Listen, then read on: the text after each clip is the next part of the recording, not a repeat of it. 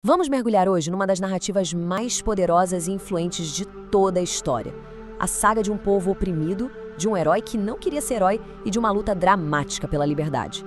Essa é a história do Êxodo, um conto antigo, mas que ecoa forte até hoje. E a história toda gira em torno dessa pergunta, né? Como é que um povo sem exército, sem armas, sem poder político nenhum, consegue desafiar um império que está no auge da sua força? Parece uma luta impossível, e é exatamente isso que torna tudo tão épico. Para começar, vamos montar o cenário.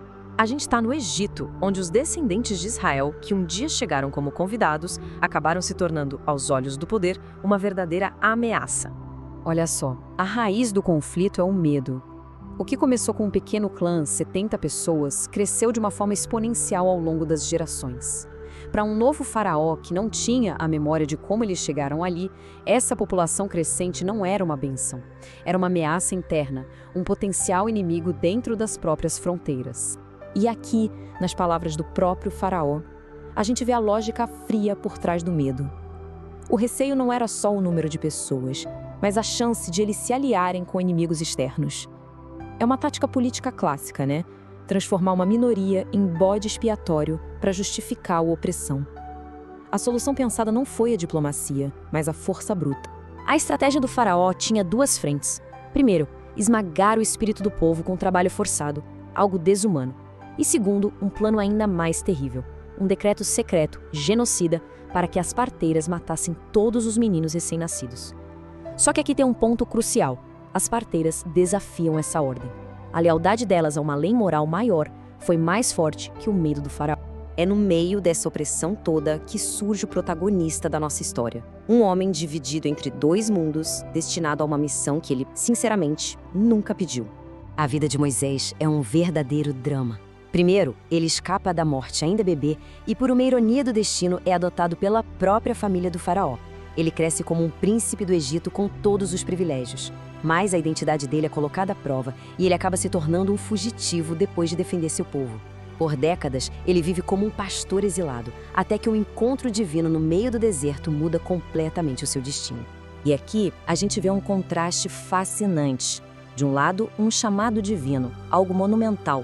Do outro, a resposta profundamente humana de Moisés, cheia de dúvida, de insegurança, um sentimento de que ele não era a pessoa certa para aquilo. Ele não se vê como herói de jeito nenhum. Ele se vê como alguém incapaz. É essa relutância que o torna tão real e sua jornada ainda mais poderosa. Com o irmão Arão servindo de porta-voz, Moisés finalmente volta ao Egito. E o que acontece a seguir não é uma negociação, é uma confrontação sobrenatural entre o Deus de um povo escravizado e o governante mais poderoso do mundo. Pronto. Esse é o impasse. De um lado, uma ordem em nome de uma autoridade que o faraó não reconhece de forma alguma. Do outro, uma recusa categórica.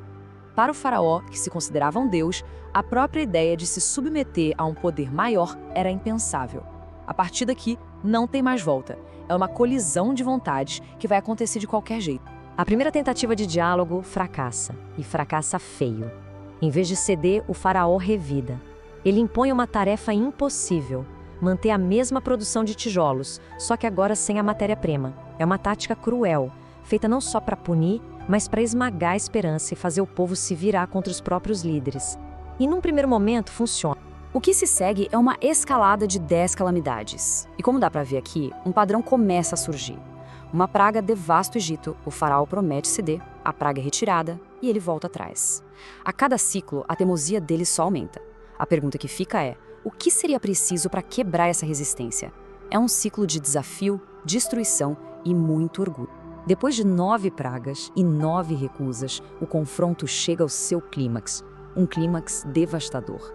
Uma última praga é anunciada, e com ela, um ritual que vai marcar a identidade desse povo para sempre.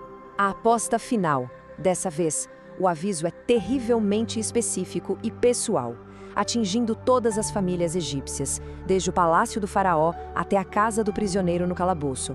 É o ultimato que finalmente vai quebrar a resistência do Egito. Para os israelitas, no entanto, é dada uma instrução bem clara de como se proteger. Eles precisam realizar um ritual preciso, a Páscoa, que significa passagem por cima.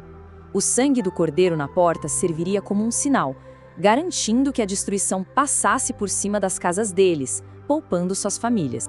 E naquela noite, a resistência do faraó finalmente se quebra pelo luto.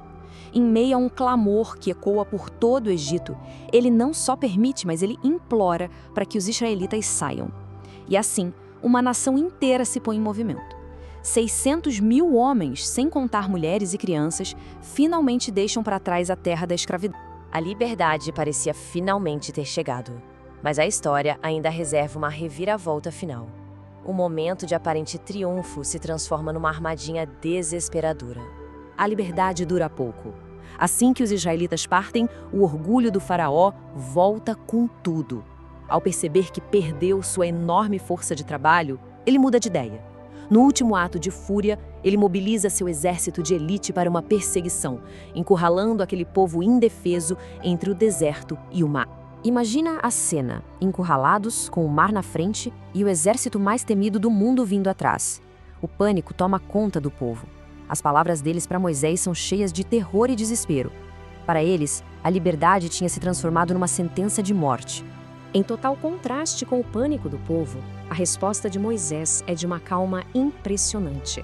No momento de maior desespero, ele pede que todos tenham fé, prometendo uma salvação que, na prática, parecia totalmente impossível. E então, o milagre acontece. O texto descreve um vento muito forte que sopra a noite inteira, dividindo as águas do Mar Vermelho. Um corredor de terra seca se abre, com muros de água de cada lado, permitindo que uma nação inteira atravesse a pé. O exército egípcio, claro, entra no mesmo caminho para perseguir, mas assim que o último israelita chega do outro lado, as águas desabam. A rota de fuga para os escravos se torna uma sepultura de água para seus perseguidores. A ameaça é eliminada de uma vez por todas. E a história termina com este cântico de vitória. Essa frase resume a mensagem central. A libertação não veio da força militar, mas de uma força maior.